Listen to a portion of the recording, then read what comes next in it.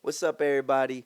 Don't worry, we getting back to the regularly scheduled program. But I just wanted to take a second to thank you all for supporting me on this podcasting journey first and foremost. All the love is much appreciated. Lastly, I want you all to go subscribe to the YouTube page for the show at Dope Individuals Podcast on YouTube. And don't forget to follow us on social media either. You can find us at Dope Individuals Pod on TikTok and Instagram. And if you don't need the visuals for the episode, that's cool too, because I got something for you. You can listen to the show and follow the show on Apple Podcasts, Google Podcasts, and Spotify as well. Thank you all again for your support and enjoy the show. I've been on my grind just to live it out. Say what's on your mind just to hear it loud. Everybody knows me, really that's the old me. Going through some changes right here and now. I've been on my grind just to live it out. Say what's on your mind just to hear it loud. Everybody knows me, really that's the old me. Now we got it right. Take 3. What's up, everybody? We are back with another episode of the Dope Individuals Only podcast. I'm up here with another dope individual. Please introduce yourself. My name's Akeem Bell. There you go. I'm an entrepreneur. I'm in real estate, various other businesses. Been in Allentown for a very long time, Little Lehigh Valley. I'm just trying to be here, drop some knowledge on. I'd like to start a YouTube channel, podcast, Queen City Questions. I also have a catering company, Bell's Barbecue. My food's really good. My food's really Everybody should hit me up on that. Listen, a couple years ago, he gave me a recipe for ribs. I've been using that shit ever since. 3 years later, now I finally get to tell you.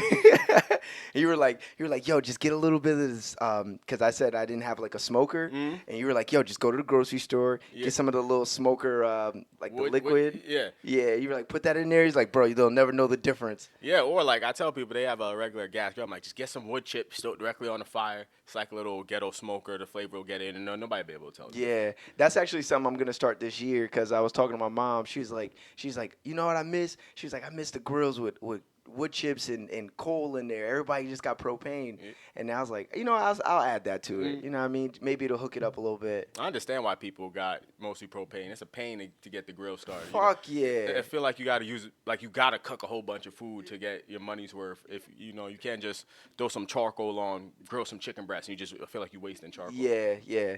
And like you said, it takes a minute too. So yesterday, for the people who don't follow you on Instagram, actually, shout out your Instagram too so we can make sure. To be honest, I'm terrible at this. I don't even know my damn Instagram. No? Nah, well, look, I'll make sure I put it in the description. All right, thank you. You better learn that shit. I know, for real. I'm terrible. But yesterday, he was talking on a topic. Can you let the people know what you were speaking on? Because this is something that I want to address. Because, I got my own thoughts and opinions on it, and then we could talk about it. I just feel like there's too much pressure put on teachers. A lot of people complain about things that schools don't teach, and they teach us impractical information, when in fact teachers just have a curriculum that they actually need to just follow. You know what I mean? A lot of onus aren't put on our parents because love blinds us and there's no accountability there. But things like finance, and people are like, oh, teachers don't teach about credits and stuff like that. That can't come from a teacher, especially if you go to a multi-ethnic school with various socioeconomic statuses, right? And Allen, where we went, is hella diverse, and a lot of the teachers that teach in this area do not actually even live in this area. Yes. So them being mindful of the problems that everybody has to deal with on a daily basis is, typically non-existent for them in a lot of ways. And also, they won't even know how to, if you have somebody whose family live on the West End and you're telling them about credit and finance, you should be telling that kid because it's take more risk, right? Invest more, borrow some money from your parents, right? Get a house as soon as you get out of high school. Those are things that are in reach because they have that help. But that's not the same plan you got to put out for a kid who's not in the same socioeconomic status. You got to tell them, ain't no going out. Sorry, you just got to do nothing but save for 2 years. You can't go to the club. You can't have fun. You need this much capital. Then once you get this capital, you can do this with it. So everybody is different. And that's why they don't teach that type of stuff in school. And we blame the schools for that. Like, no, that's your parents' job to teach you that. So what if the parents don't have the information? Because I know if we're talking about like early 2000s, 90s, you know what I mean? The information might have been a little bit harder to come by. Yes. Today, I give a lot less people passes because the world that we live in. Yeah, we're in the information age. Yeah, you got the whole world at your fingertips. But when I was a kid, I didn't have anybody. I'm first generation for damn near everything. I'm first generation to go to college. I'm first generation to own their own freaking car, house. You know what I'm saying? Business. So that went out.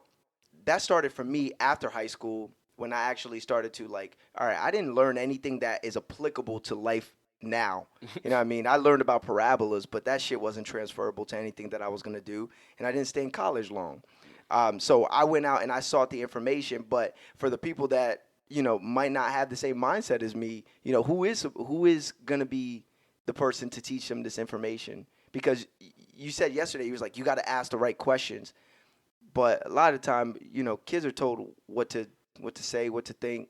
You know what I mean? In a lot of ways, school teaches you how to think as well. Yeah. So, you know what I mean? You don't got somebody that, like you said, somebody that's in your family that could teach you these kind of things. Who else are they going to get this information from? Yep. That is true. That's why I believe it's on us to break generational curses. A lot of people don't have the type of family knowledge to pass down. That's why when you talk about generational wealth, it's not just money, it's also knowledge. For sure.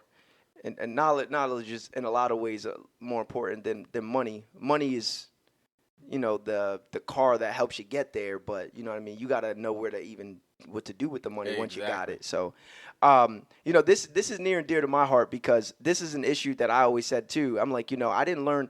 I took one class that was like applicable to everyday life, which was accounting, and it was boring as fuck. The teacher who was teaching it, but I did take it so that way I knew how to balance checkbooks and things of that nature.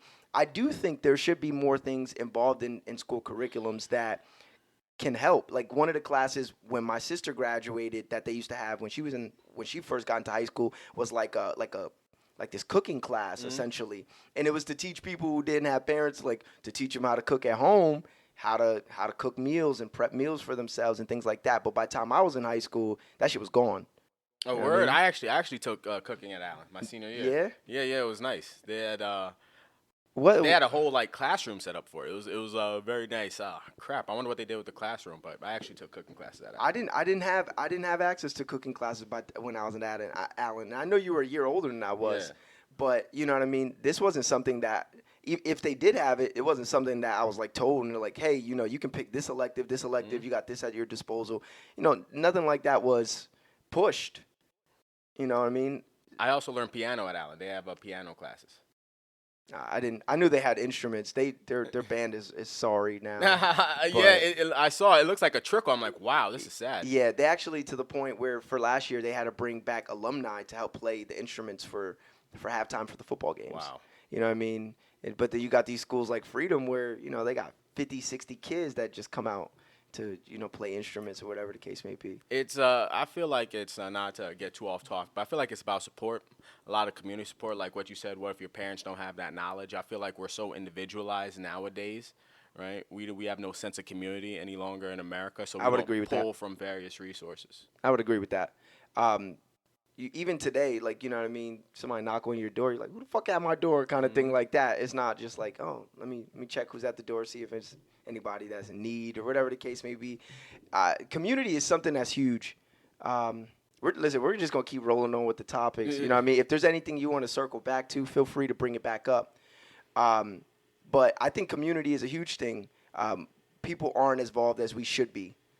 What I will say, though, is I remember when I was a kid and we used to have, like, conferences or assemblies, I almost would never see parents at these assemblies. Even if they were giving out awards, I hardly would ever see parents.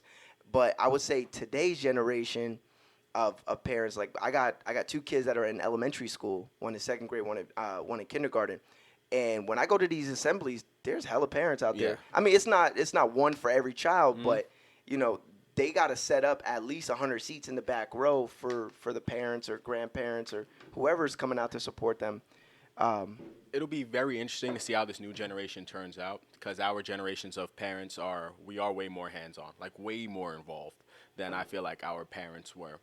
But in the age of social media and the extra attention these kids are getting, it'll be very interesting to see how the next generation handles the series of problems that we're facing because they are going to be better off. Like emotionally, I think they're just going to be better just because they're going to be more emotionally intelligent, just to how they interact nowadays and how much love these kids are getting on average. I would say that, and then there's also like a hyper focus on uh, mental health Mm, and things like that. We see it all the time. You know what I mean? Especially like when you go and you look into the media and you see all these celebrities that got it all and they kill themselves. yes. You know what I mean? It definitely does put high beams on some of the issues that are going on inside people's lives and not just what's on your phone as you scroll through timelines. So I would say that too. You know, these kids are a little bit more sensitive, like you said, to what's going on around them. I can say that for my kids. You know what I mean? My kids, even though like we tell them like, yo, listen, don't let nobody pick on you. You know what I mean? They do it once, they're gonna continue to do it. Stand up for yourself, that kind of thing. You know, we didn't even necessarily have to have those talks, but we did it as in positive reinforcement to like, you know what I mean? Yeah. To hold your own. You know, this is a hard world, and that was something that innately came to them, where it's like, you know, I'm gonna speak my mind. But when I was a kid, kids didn't have no voice. You know what I Yeah. mean? You got your fucking teeth knocked back into your throat for speaking out of term, or you know what I mean? That's one thing where I think that my parents gave me an advantage. Like, they never stopped me from talking. No? Do you know how people get, like, my dad literally answered every question I asked him. And if they didn't know it, they gave me a book and told me to go look it up. Right? See, that's fire. That's why I talk too damn much, I feel like. 'Cause my parents never stopped me from speaking as a kid on any topics. Like, even adult topics you would think a kid's not placed. Like, I've been talking politics with grown folks since I was, like, 7. Right? It's just, I didn't have these conversations when I was a child. There was almost nobody to have those conversations with. Um, my grandfather, who was extremely influential, he didn't have these conversations with me though. He'll talk to me lightly about money, you know, the importance of being able to save and have your own money to do as you please and spend it as you like.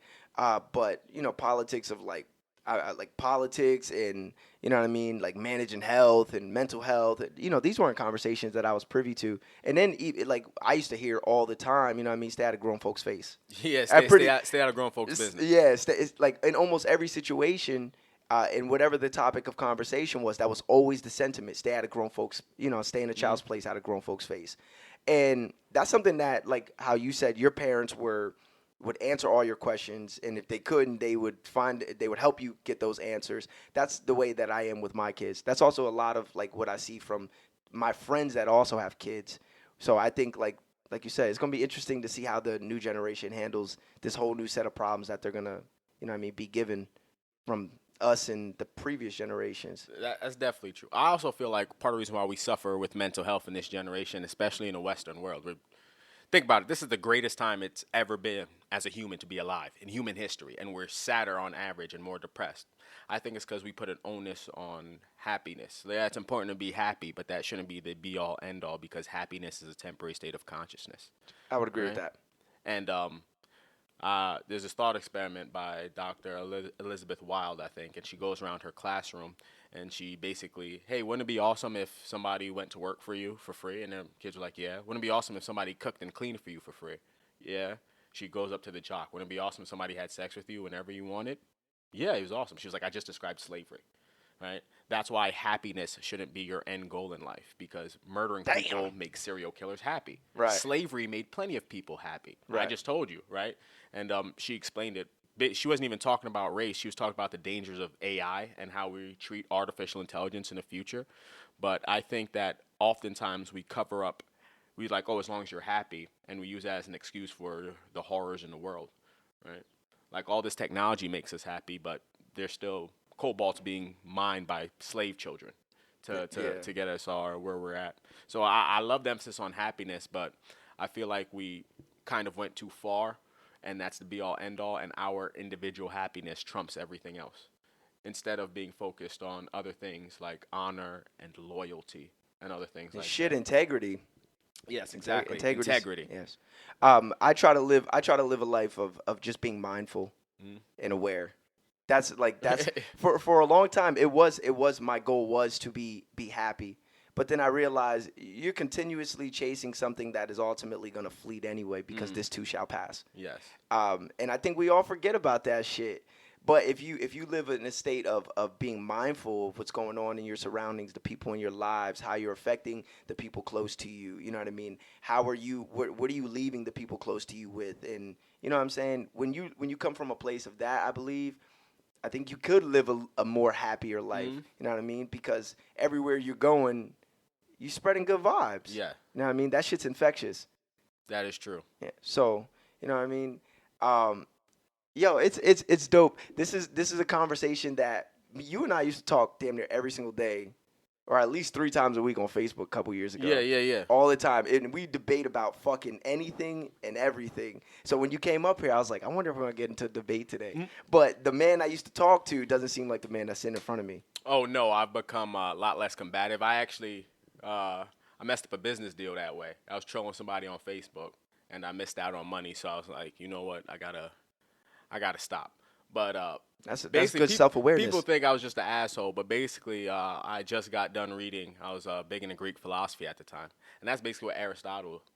Basically, I was following his philosophy of you don't know anybody till you get them flustered in a debate. Then they reveal their true feelings. Right? People could cover it up. Once you get them a little heated in a debate, then you really see their character and people on the inside. Sounds like a Call of Duty lobby.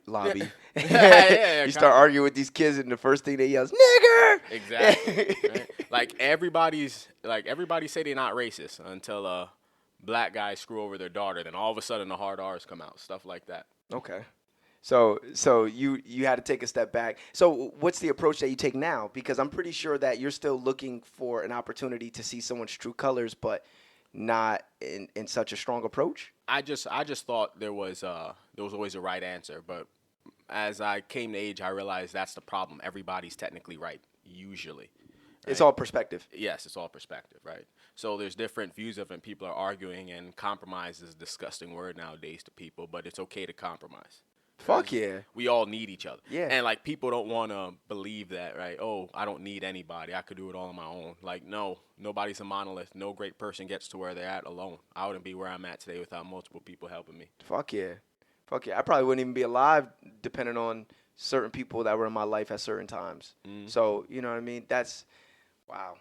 You know what's funny? You got a hell of a way with words, man. You could tell you read a lot. And that's important though, like that you went ahead and you weren't like, you know, I'm not the one with the problem. He got the fucking problem. So, you know what I mean? Money lost, whatever the case may be. And you didn't do any self-reflection. Yeah. I'm not sure if people do enough of that in certain instances, especially when it's something that they're passionate about. Yeah. Where they're, you know what I mean? Self-reflection is extremely important because everybody's going to have their opinion of you.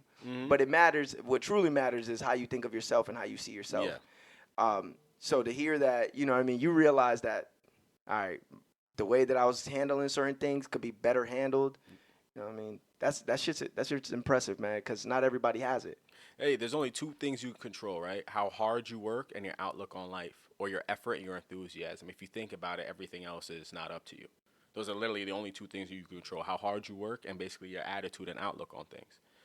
Everything else could change based off of random variables, you know? Yeah. Who's I know you mentioned Aristotle. Are there any like favorite like writers or like motivational speakers, whatever the case may be, like any people that you follow in particular? Oh, there's plenty. To be honest, I haven't read a book in like 6 years. I've just done audiobooks. I've gotten lazy. The wonders of technology. To be honest, I started with audiobooks. Are just awesome. I started with audiobooks, and then I got into actual reading books because I couldn't. Like, I'm like, all right, I'm reading a book, but I'm also watching this. But I'm focusing on trying to get this shit out. Yeah. You know what I mean? So, but that's what's up. So, who do you like? It have to be like the Marcus Aurelius, the Meditations of Marcus Aurelius, Alan Watts. I love Alan Watts. Right, Neil deGrasse Tyson. Really? Yup, yeah. I read a lot of Neil. Although he's famous now, Neil got a little bougie. He be on all podcasts now. You know what always kills me about him is like he's a scientist. He knows that it's all energy. He knows we're all energy. But this motherfucker just will not like at least even entertain the thought of like this isn't it. Nah. Hey, that's the problem with science. They need unrefutable at 99.9% sure. Yeah. Like technically, but you know it's not. You know it like it only it only transforms. It can't be destroyed. So but that's just physics. Like technically, if literally God came from the sky as a ball of energy and spoke, scientists still wouldn't consider it, right? Because that only happened once. They need him to come back at least 3 times to verify the phenomenon. That's just how our science community works, and that's hilarious. Yeah, it's stupid in my opinion. It really is because, you know what I mean? Like I said, like, you know, that is proven. That is proven that we are just energy. It is proven that you can't destroy it. It only transforms. So Yeah, second law of thermodynamics, energy can neither be created nor destroyed, but transferred from one form to the other. I didn't know what law it was, but I know that shit for sure because I always use that argument. I was like, yo, man, if I'm gonna come prepared at least. Hey, that's very metaphysical, like, cause like we really don't know, honestly, because mathematics says anything that results in a singularity, your math is wrong, but we don't know what that's a middle black hole, that's singularity, and we don't know. We know the Big Bang happened, right? Because we could see into the past, right? So why we know the Big Bang happened is because we could see the electromagnetic background radiation, I think it's called, from the Big Bang. We could see that far into the past because of how light travels, right? But really? it doesn't make sense because that would mean the universe would have to start at a singularity. And usually in mathematics, if you have a singularity, your math is wrong.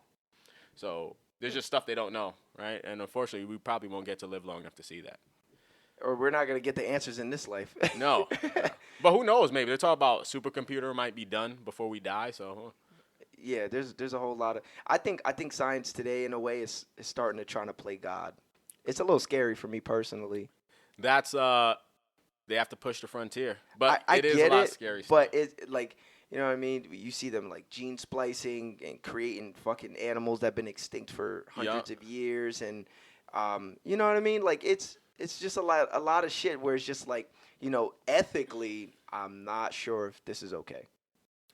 Hey, it's the quest to live forever. Really, that's the end goal. That's what they're rushing toward now. Who the fuck wants to live for? You want to live forever? Nah. I mean, I do think we're eternal. I do think so. But like, I wouldn't want to live this life. physical plane forever. Yeah, forever. Nah. Not me. It's fun, but it also comes with its trials, and this shit, like, you know what I mean? It gets hard in spurts. A little longer maybe, but I think I just get bored. Like after 400 years, what am I doing? just living to live. This guy doesn't like vampire movies. Yeah, like that made no like if you're a vampire after like 700 years, but man, just stab me with the stake, bro. Yeah, like I've done everything I need to do. Like, you know what I mean? Like, so you're at Neil deGrasse Tyson. Anybody else? I want to see who else like we maybe got in common. There's just so many people. I'm trying to think. Can't think of certain authors, but like The Richest Man in Babylon. That was a very good book. I've never heard of that. What's that about? Well, I mean, of course, The Richest Man in Babylon. Babylon, yeah, pretty much. It's about a story on how it's an old school story about like wealth management, pretty much. Okay, right. That's what's up. I like reading a lot of old stuff. I'm a nerd. Like the Odyssey, the Iliad. I've never even heard of some of these books. The Dead Sea Scrolls, like I know what the Dead Sea Scrolls. I didn't know that was a book though. Oh no, it's like a collections of scrolls, like the earliest manuscripts of the Bible. You know? My dad used to be a deacon, so we like talked about stuff like that. Damn. So it sounds like you had a pretty good fucking dad, man. Yeah. My dad was a hard ass though. You talk about like emotional availability, because I'm a Jamaican. I'm first generation Jamaican. Both my parents were born on the island, so like I don't think my dad hugged me until I graduated from the army. I was thinking, like, damn, that was the first time he hugged me, Wow. Great dad, but, men don't cry or show emotions. They got to be stoic. So do you think, like, that is going to fall into when you have children, or are you going to handle it a little bit differently? I'm definitely going to handle it differently. Yeah. It was, that's how he was raised, and I understand a lot. I also, I'm a little biased. I think a lot of men are too soft nowadays. But that led me to be too chip on my shoulder, right? Like I always had to be the best. I always had to outwork everybody. I always felt like if I didn't do it by myself, then it doesn't mean as much, right? That's understandable. I mean, because you were brought up with this image of what a man is, and you know what I mean. That over time you realize that wasn't your definition of what a man was. I would agree with that. I think this generation is a little soft. I'm not necessarily sure if it's the men. or it's just like a cultural thing amongst all people. But I mean, it goes back to like we said, like this generation of kids, like having a new level of sensitivity that we're not accustomed to. Yeah. So, you know what I mean? And then everybody has we're all interconnected through social media and things of that nature. And you know, I remember once I got into this argument with somebody over online bullying. And I was like, it's not real. It doesn't exist. He's like, what? People kill themselves over this? I was like, yo, just turn the phone off. Exactly.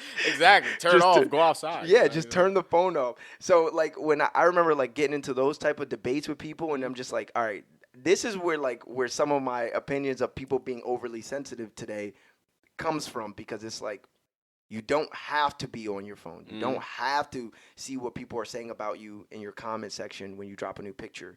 You know what I mean? Like, people will say shit. You know what I mean? It just is what it is. It's different for the younger generation, though, because they have, like, a symbiotic relationship with their phone. To us, we could just turn off the phone. Like, the 14, 15-year-olds, that's all they know. Yeah, that's all. They can't. Yeah. Turn off their phone and do what? It's funny because we are, like, the last generation of young adults, and you know what I'm saying, like damn near 30 years old or whatever the case may be, that didn't have cell phones their entire lives. Yeah, we seen what life was like before technology. Yeah, there's a whole lot of outside, a whole lot of playing. You know what I mean?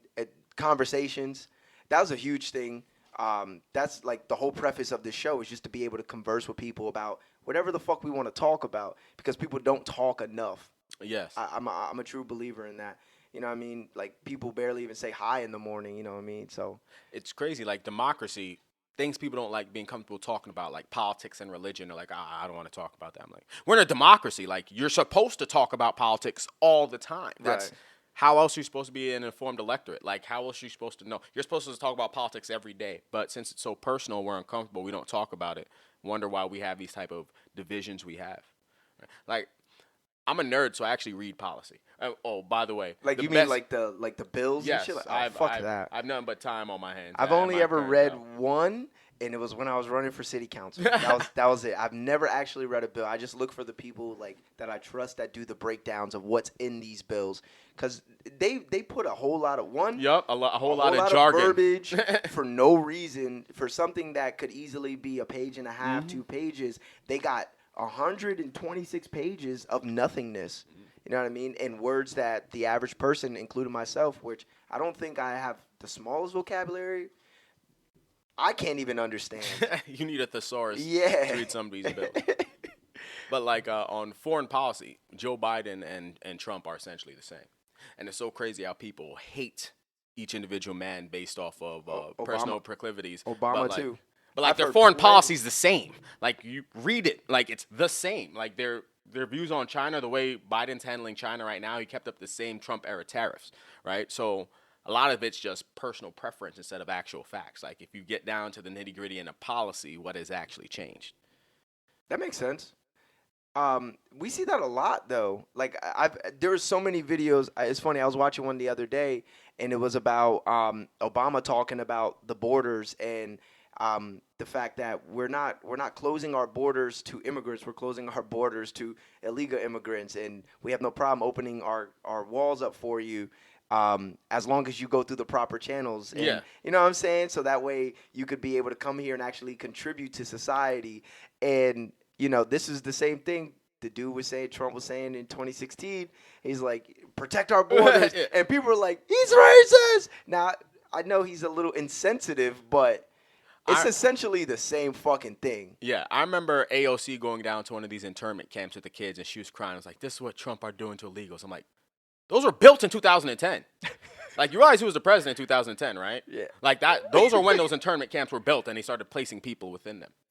But I think the fact that they were being used under another president is people just like to fucking complain about shit. It's just like it's like gangs nowadays, or like a sports team. People don't give a hell. They just pick a side and they rep that side. They rep they set. So they rep they set. That's all it is. They're gonna be Republican till they die, or Democrat till they die. They so don't give a damn. So since I want to talk a little bit about politics. So where do you think we're going? Because there's a whole lot of moving parts going on right now. Have you noticed this thing called BRICS? It's like China, Russia, Saudi Arabia, We'll be fine. South Africa, Yeah, we'll be fine. and them changing the currency and the way like oil is Yeah, we have the petrodollar. They want to start buying oil in their own currency. Yeah, they want to make it the Chinese. I don't know what The it's Chinese called. yuan. Yuan. There you go. They want to make that the primary currency for oil trading. Mm-hmm. Do you remember the last time a couple countries did that? Yeah. Venezuela did it. We fucked them up. We destabilized their entire country. We're not going to do that this time because it's the end of globalization. That's why I start about Trump and Biden being on the same page. They've started the process, and you look at people who are big into geopolitics, like Peter Zion and others. Everybody's been predicting this for the past 6 years. Globalization is going to end. What is globalization? So globalization is like basically intertwined markets in which you give up freedom and autonomy, and it's open trade, right? Like, think about it. When did piracy end? Has it? When America's Navy started protecting the entire world. That's why you don't have pirates picking off ships nowadays. Okay. We're going to end globalization, and things like piracy are going to come back, right? Other things People of that gonna be nature. getting robbed. Traveling is going to get more. So certain lifestyles we've become accustomed to in America is really only for rich people. Life's just been good here. Like, it's gonna be a luxury. yes, Again. Yeah, like things like traveling. Like everybody travels. Like even poor Americans could afford a trip to Jamaica or Mexico and enjoy themselves. Yeah. Not realizing that that's really only for rich people. Globalization made certain things cheaper and better for other people. Basically, we made an exchange. We outsource our physical labor, unskilled labor, to what they deemed as third world countries. They make more money. Their cost of living goes up. We sell them food. They no longer have to deal with things like famine. We get cheap labor and cheap electronics. The downside of that is it ruined our middle class, but that was a sacrifice they made because they thought globalization would make everybody peaceful, right? Like, you can't attack your neighbor if you need your neighbor. Right. But if we're all dependent on each other, yes. then, you know what I'm saying? But we're Russia, going to be cordial. Yeah, but Russia didn't give a fuck. Like, so it's true. They thought, okay, Russia would never attack because they need Germany and Europe. They buy too much natural gas from them. They're interconnected. So we kind of took our foot off the gas. So like, Russia's not going to invade. But Russia don't give a fuck, right? They were preparing for this, right?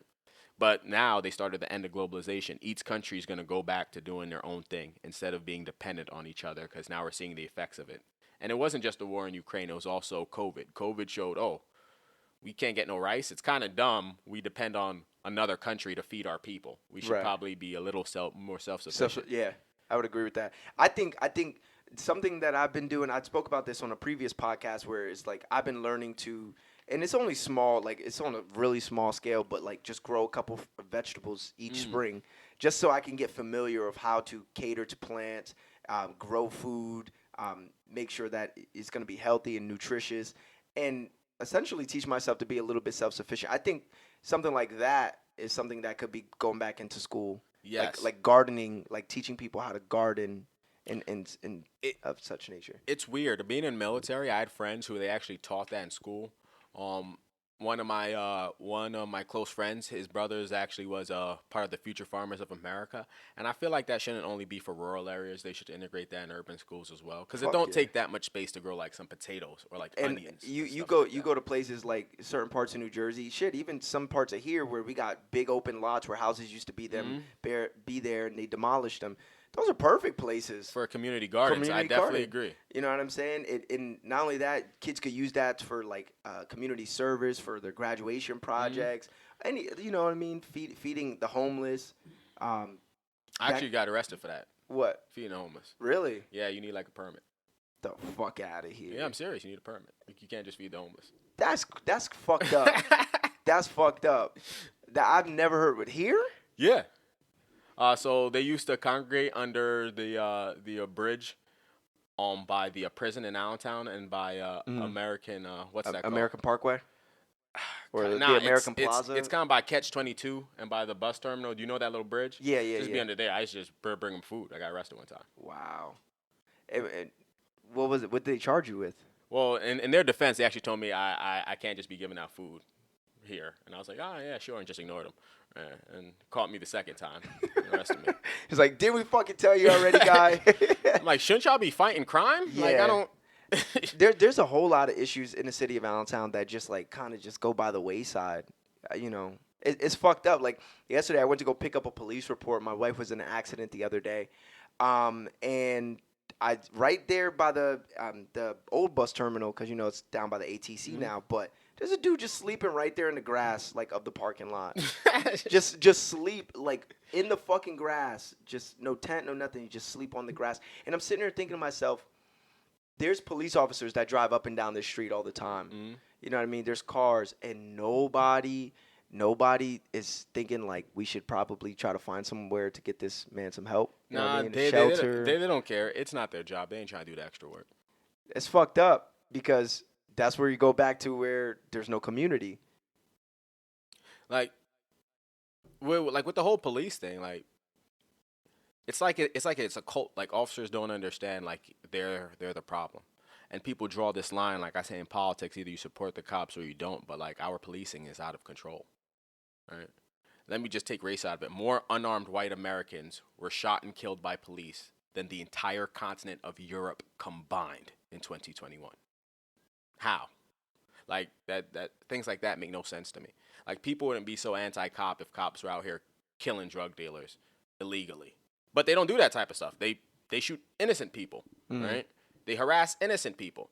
And that hurts when you're somebody in the community. Like, you're out here giving me a speeding ticket. Like, I could tell you where the crack house is. You could see it.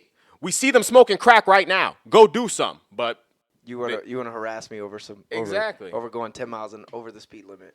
Right? No, nobody's saying, Kyle, you gotta follow it to the T of the law and be. I'm not one of those people, but like, same way you treat normal citizens who you know can't do anything to you, you need to have some courage and take that to the drug dealers and the actual criminals.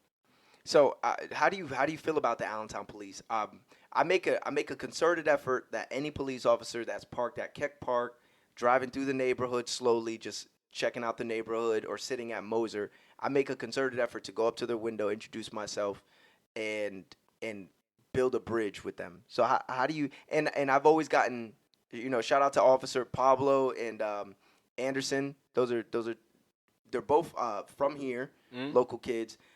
Anderson's maybe like 33. Pablo looks like he's about my age, maybe like 27, 28.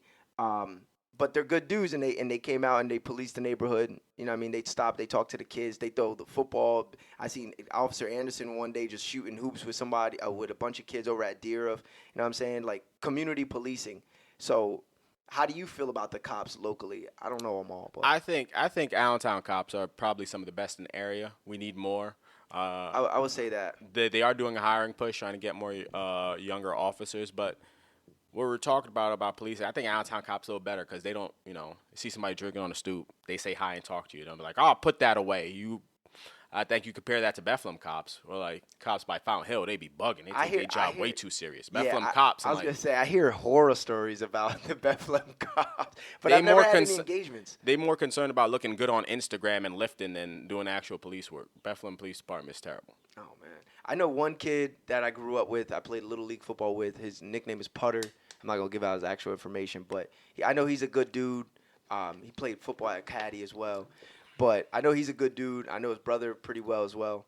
But other than that, I don't know nobody from the Bethlehem Police Department. But I hear stories all the time about them fucking with people and just, like you said, taking your job way too serious and not necessarily benefiting, like being a benefit of anyone in the community that you police in. Mm-hmm. So I don't.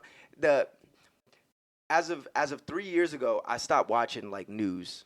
For the most part, like I'll read maybe like twice a week just to keep up to date on what's going on, so I'm familiar. But I stopped like being so heavily involved in it because that shit was just like it was fucking me up. The news is depressing, and I feel like that's why we think the world is ending so much. But there's so much positivity going out in the world right now. Like, we are going back to small business and entrepreneurship. Small businesses have grown, I think, by 15%. That is a blessing. Black women are the most educated group in America right now in terms of college degrees. Wow. Crime has gone down 30% since the 1980s. Like, things aren't terrible, right? Yeah, the economy sucks, but besides that and every other aspect, things are getting better. We just don't preach that positivity out in the world. We just talk about negative aspects.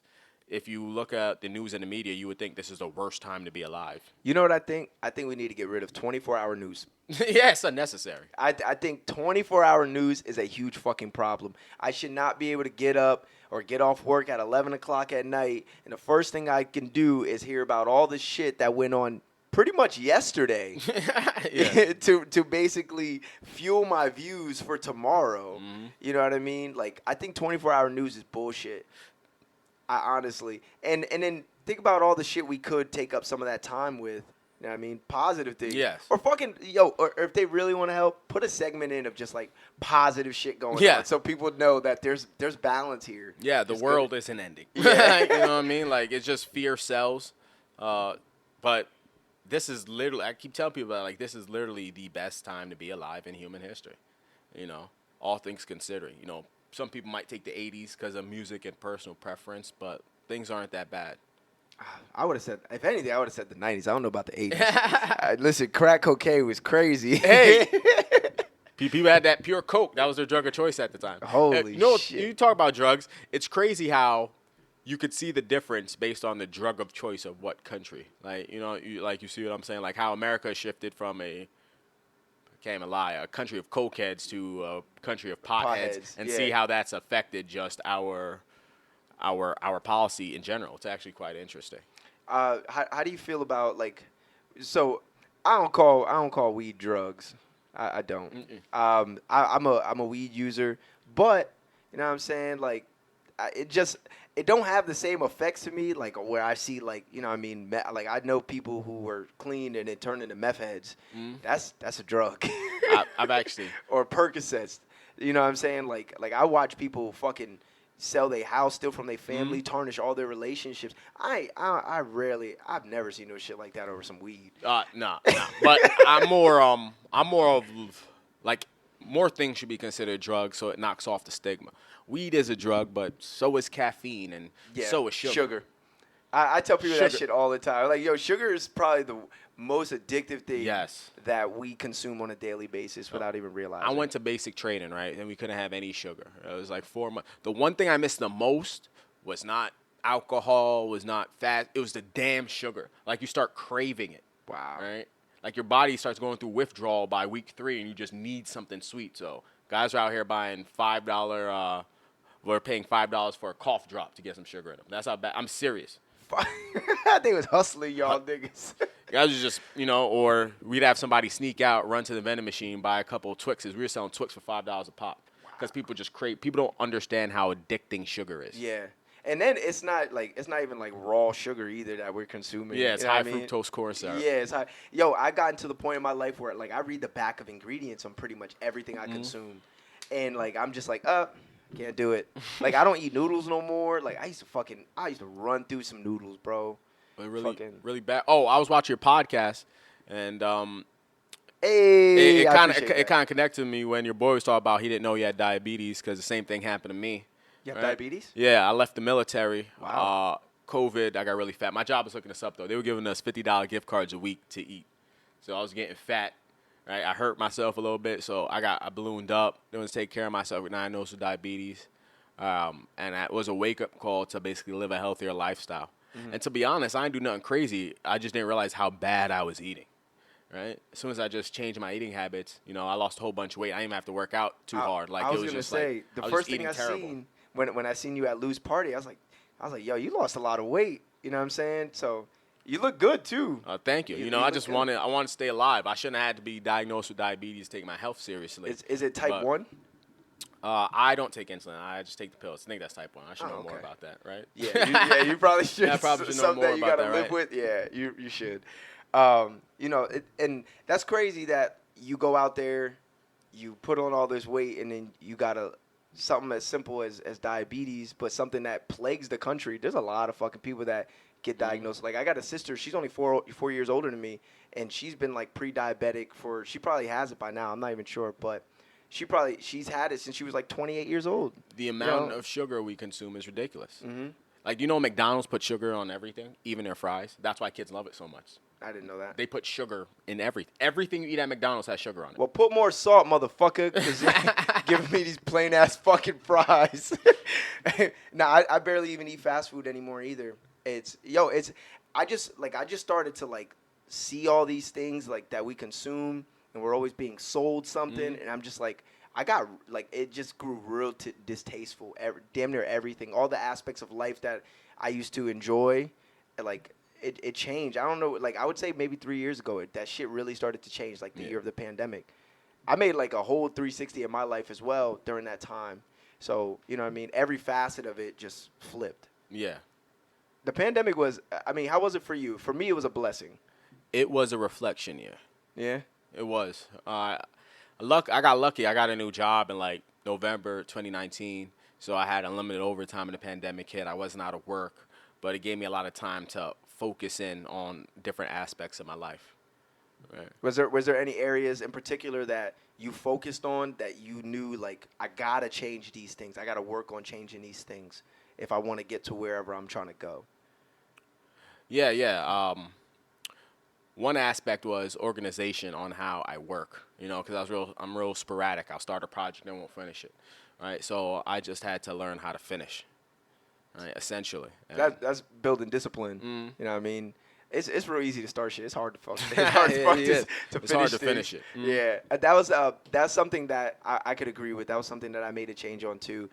Just trying to be more organized in when I'm doing things, because I used to do that same thing. I'll bombard myself with a whole bunch of different things, and then, like, little by little they'll just all taper off. Yeah. And then I got a whole bunch of incomplete projects, whatever the case may be. A lot of it was like music. Like, I almost didn't finish a whole lot of projects, like, musically and things like that, just because I'm, like, putting my hands over here and then trying this and then doing that. Do you have any advice to anybody that is having those same problems, where they're trying to get moving, but they're also, like, really disorganized with it and not able to fix anything, able to complete anything and actually progress? Well, I'd say start off by writing things down. Create a checklist. It feels good checking things off. Fuck yeah. Right? So I'd say write down a list. Start with small projects. Simple things that you could do every day so you get into the habit of things. If you say make the bed. I'm serious. Yeah. Making the bed, that's I seen a video on Instagram. He's like, make your bed every day. He's like, get the first thing out the way. He's like, and the rest of the day will be just as easy as that. Yeah, like, my girlfriend makes fun of me because, like, I need a cup of tea and I need to stretch every morning. Like that's my thing. You need to get into a routine. She makes fun of you? Yeah, because she's like, she's like, I'm old. I actually drink a lot of tea now. I feel like an old man. I've been trying to make the transition from coffee to tea. I just love the way coffee tastes. So I've been trying, but I've been going back and I can't forth. just drink coffee the way you're supposed to drink it. Every time I drink coffee, you know, it has to be the cream and a whole bunch of sugar so it tastes good. Yeah. Tea's easier. I just need, like, a cup of honey, or a lot of times some teas I don't even put no sugar or honey in it. I just be drinking it straight. Okay. And you stretch I stretch every night. Yeah. Every other night, I ain't going to lie. Every other night, maybe every 2 nights. But I try to stretch every night. That's my goal. You just need to get in the habit of doing things and completing them every day. Right? You're like, I could leave the dishes in the sink. Well, now you have kids, so you probably never do that. But, like, you know. I fucking hate it too, bro. So 5 people in this one house, that's a lot of dishes. It's a lot of clothes. It's a lot of sweeping, all that shit. Parents excluded. But if you by yourself, you're like, oh, the dishes could stay till tomorrow. Don't let it stay till tomorrow. Do it today. Just get them out the way. Little things like that will keep you disciplined. I actually realized, like doing, like, little things like that, dishes, the hardest part is starting. But once you're doing it, you're already doing exactly. it. You're into it. You're in a mojo. Same thing with, like, folding clothes. Like, that shit is, for me personally, is hella therapeutic. Because I just get time to just focus on this one thing. Typically, in life, you're being pulled in all these different directions, whether, you know what I mean, people need you, you got a job, you got goals that you're trying to accomplish, you got to clean up around the house, whatever. But for this amount of time, I just get to do this. Yeah. And I just get to breathe and clear my mind and just focus on this. So that shit's damn near like a meditation at this point for me. It's just like, thinking is exhausting. I feel Fuck like yeah. That's why it hits people with a ton of bricks when they turn 18, because your life is you just got to do what you're told for the most part and behave. And then once you hit 18, you got all these decisions that you got to make. Here's the keys to the car. I kept my hand on the steering wheel, but it's your turn now. It's So thinking is, I think that's what a lot of guys miss about the military. You don't got to do shit, but show up and do what you got to do. Right? how many years did you do? Like 7, 6. 7. Thank you for your service, man. I appreciate it. Oh nah, I wasn't. I was a rent-a-cop. Most of that time is National Guard. So No, it's fun, man. Listen, not every, even including myself, I've always said that I would do it if I had to do it, but I don't like the way they talk to people.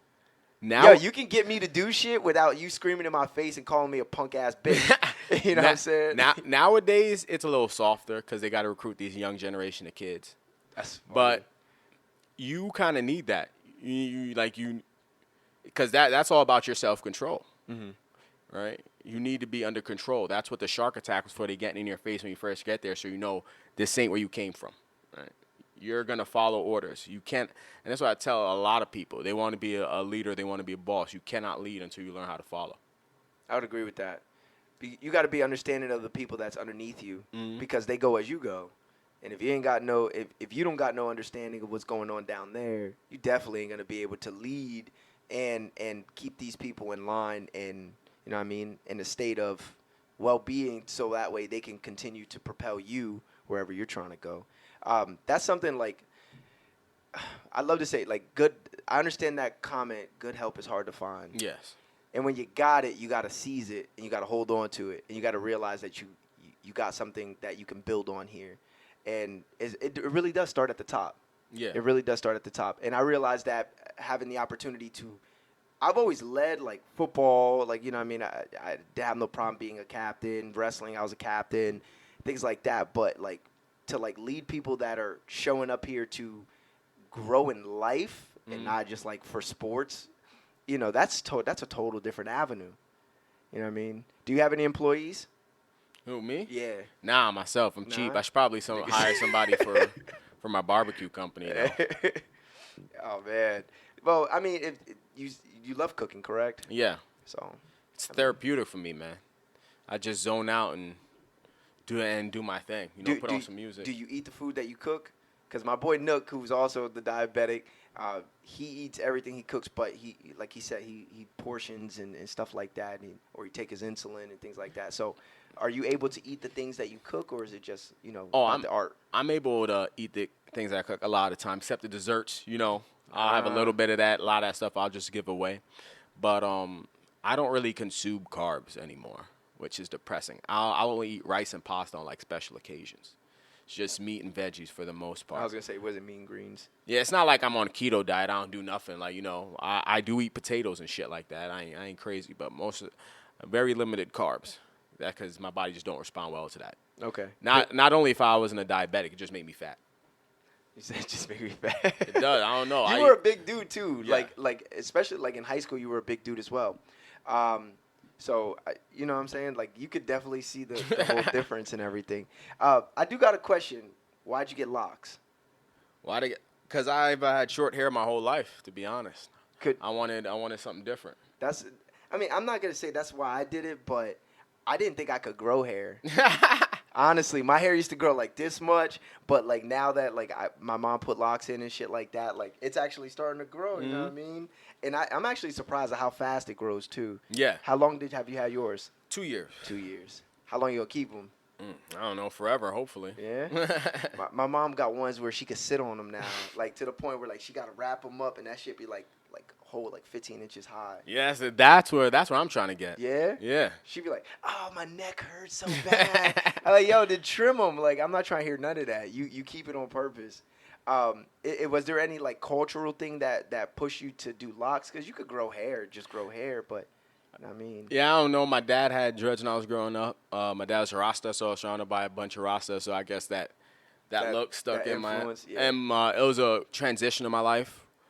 So I was like, all right, I put them in 2020, So I was like, it's a transition point in my life.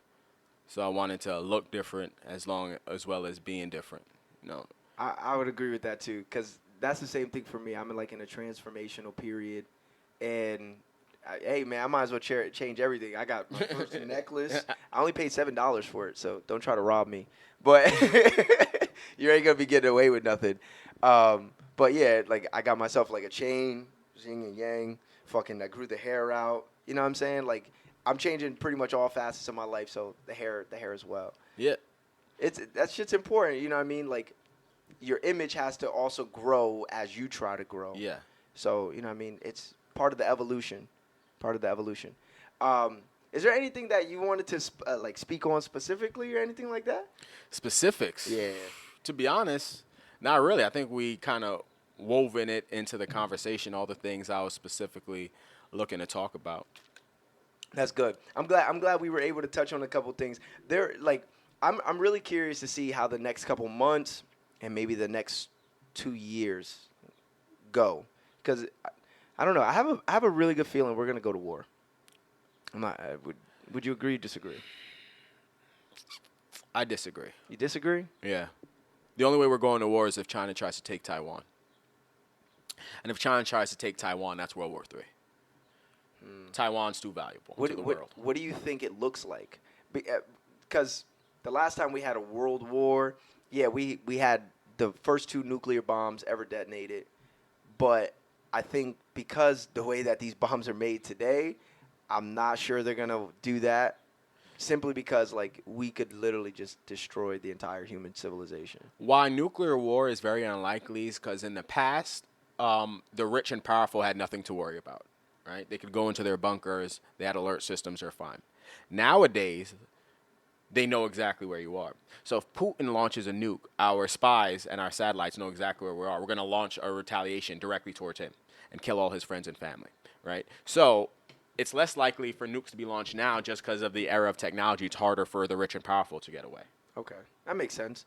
Well, I don't want to start something I can't live to see if we can finish. Yeah, they're selfish, right? Yeah. Yeah, they're selfish. Yeah, they always have been. Especially with hypersonic missiles, like there's no hiding, especially if they get them placed in certain areas. China has a lot of connections to the African continent and certain African countries. If they get nukes placed there with hypersonic missiles, there's no hiding for Joe Biden. Right? You can't go and run to your nuclear bunker, so that's why it's unlikely to happen nowadays. I'm not saying that it won't. You know, there's always crazy individuals. Possibility. But also, you have to go down to the individual. Like, people don't understand how close we were to nuclear war multiple times in the past. Mm-hmm. People just didn't push the button. Like, there's a famous instance, I believe, in 1981. The Soviet alert system was malfunctioning, right, due to a small EMP caused by a solar flare. So on their screens, it looked like America was launching nukes. They were going to die. The general who was responsible for launching nukes still didn't press the button because he's like, I'm not going to be responsible for the end of the world. Right? People forget there's a human component there, and it's very unlikely, even if someone launches nukes, the other side will retaliate because, you know, we have good people, usually. Yeah. There might be a sociopath who's in there and is like, fuck it, I just want to see the world burn. But it's very unlikely somebody would actually push the button. I didn't know about that. I've heard of, like nuke systems, like, going haywire at certain instances and things of that. But I've never heard of this instance that you're speaking of. Yeah, it's actually quite crazy. And he thinks that there's actually missiles already on their way, and he still doesn't do it. He still doesn't push the button. Wow, that's human. That's a lot of restraint, man. Especially because it's like, all right, motherfucker, you're already coming this way. I'm going to just, you know, I'm taking you with me kind of thing. You know, I would think a lot of people have that mindset. So to have the restraint to be like, you know what? I can't do this to human civilization. Yeah, think about it, because you'd be essentially responsible for ending the world. Yeah. Right. So I am curious to know then, like, what do you think war today would look like? The one country that's most, I don't mean to scare you, but the one country who's most likely to launch nukes is probably China, though. Yeah? Yeah. China or Pakistan are number one on the list. I didn't even know Pakistan had nukes. Oh, yeah, that's the only reason we haven't invaded them. Or else we would have been invaded Pakistan. Wow. That's news. I didn't know that. But who are they, Pakistan's or are they someone else's? They're Pakistan's nukes. Oh. India also has nukes. That's why they haven't attacked each other. India and Pakistan are mortal enemies. They hate each other. They're the same people, by the way. Yeah, I was about to say, they look exactly alike. All right, so why they're so angry is Pakistan was originally the Sikhs' homeland. Everybody knows Sikhs. Yeah, they're the guys with the turbans. Yeah. Right? The Sikh homeland is in Pakistan. Okay. Pakistanis kicked them off their homeland and expelled them. Right? That's part of the reason there's so much beef between India and Pakistan right now. Right? India and Pakistan were the same group of people for centuries. The only difference is one is Muslim and one's mainly Hindi. So Sounds like Dominicans and Haitians. That's what it sounds like. what is Just going on bigger. in Haiti? That's what irritates me. We're giving all this money to Ukraine, and Haiti is a nightmare right now. They literally have no government. They have no policing. They have nothing. There's Haiti's nothing been- there. It's Haiti's like the been Wild a West. shit show since those earthquakes. I don't even Mm-hmm. remember how long ago they were, but they just never recovered. Yeah. It's just been one thing after another. And then a couple years ago, if I'm not mistaken, I think it was 2019, they got hit with another one. Yes. And it just completely destroyed any infrastructure that they had started to build from the previous one. Haiti needs money. Right? Everybody be like "sac passe" when it's Haitian Independence Day, but I'm calling all first generation Zoes out here. You need to send money back. You need to send a barrel down. You need to, right? That's part of the reason why countries like Jamaica are so popular, even though they're poor. Jamaicans sent a lot of money back. Right? I got a friend who works 2 jobs just to be able to send money back to his mom so that way he can help. I believe his grandmother, his mom, and pay for the house that they live in. Yep. Like Haiti they have a great diaspora, but they need that diaspora to actually help. Right? Seems like Haitians have forgot about Haiti. There is no reason for it to be in the state it is today. Right? It's like we're talking about personal responsibility. If you're not going to do it, like if that's where your answers come from, you're first generation Haitian. If you won't take care of Haiti, how do you expect the rest of the world to take care of Haiti? that makes sense. You got to care first. Mm-hmm. And when people like to follow. So if you're leading the charge, there's going to be people behind you, especially if you're telling people, "Hey, this is what we should be doing." Do you do? I don't mean to put you on the spot, but do you do that same thing for Jamaica? I'm actually getting my dual citizenship right now. Really? Yeah, That's impressive. That's my retirement plan. Like when I hit 45, I'm probably done. Gonna buy a house up there And go back. yeah. I want to do. I've never been to Africa, but I want to spend a significant amount of time in Africa. At the very minimum, a year. That's my goal. Yeah, I was supposed to go to Zanzibar or Tanzania this year. Things just didn't work out. Hopefully next year I can make that trip over there. Oh, I can't wait till I go to Africa, bro. Honestly, I guarantee it's gonna feel so weird to be in a place where everybody looks like me. I guarantee it. Because, I mean, here is so damn diverse, you know what I mean? You see a little bit of everything. Here, just in Allentown, we got like 68 different cultures or something like that.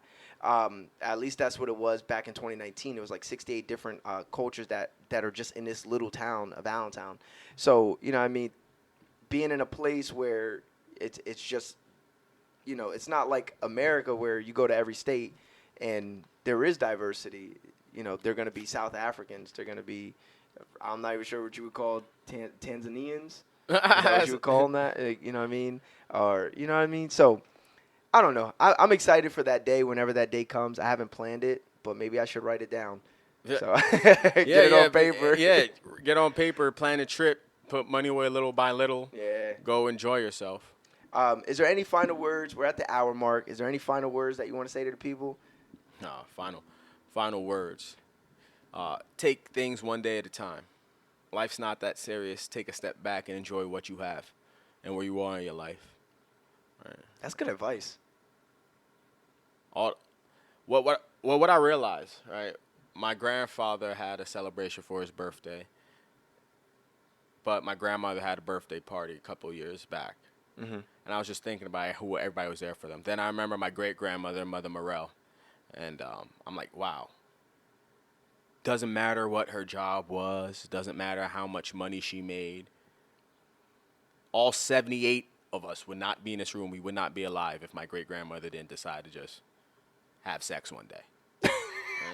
Right? And not only that, but how she raised a good family and kept everybody together. Yeah. 78 individuals who could all do their own individual thing and touch 78 other lives, right? I was gonna say that. It's hard to get 20 people to show up to a birthday party, let alone 78. Yeah, so it's like And family at that. that's the most important thing is family, right? Your job, I know, money, all the other stuff seems amazing, but think about it. You're here because somebody raised somebody right 500,000 years ago. And it was just a long line of survival and doing what has to be done, right? With also love and the ability to protect and provide. If somebody wasn't doing that for a good 500,000 years, you wouldn't be here. So that's the important thing. Raising your kids, helping people, right? Don't squander your opportunity, because what he's basically saying is you don't have to be here, but you're here. Yeah. So make the best of that shit, and take it one day at a time. Yeah. Everybody keeps searching for the meaning of life. The meaning of life is that you are alive. That was a question I was gonna ask you. I was gonna say, what do you think the point of this is? Is to be alive. To be alive. People keep searching for things, but no, you did it. When you were born, that was the purpose of life. People don't know how astronomically unlikely that's just numbers alone, that specific sperm hit that specific egg. Yeah. Right? You being alive is a miracle. It's funny. I was telling my son that the other day because he was complaining because I like took his video games away.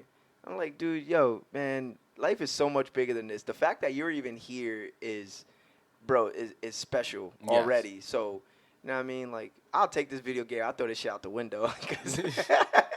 So appreciate the fact that you're even here, dog. Life is so much bigger than just this controller and screen. Yeah. You know what I mean? So, hey, is that all? That's some great advice, man. I'll just leave Take that shit to the bank. Just to build off that, like all of human history, only 300 billion people have ever lived. Think how small that number is. Yeah, and you're part of that. And there's a whole lot of semen that never went anywhere. Yeah, went on a rock somewhere probably. But yo, man, shoot for the moon. If you miss, we still amongst the stars. Peace. I've been on my grind just to live it out. Say what's on your mind just to hear it loud. Everybody knows me, really that's the old me. Going through some changes right here and now.